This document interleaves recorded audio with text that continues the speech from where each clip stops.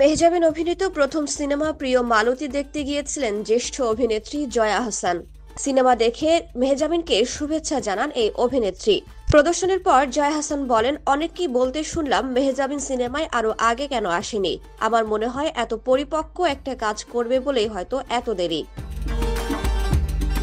অভিনেত্রী নুসরাত ইমরোজ তিশা বলেন, মেহজাবিনকে অনেক অনেক শুভেচ্ছা, সঙ্গে এর নির্মাতা ও পুরো টিমকে ধন্যবাদ দেন তিনি এত সুন্দর একটা সিনেমা উপহার দেওয়ার জন্য।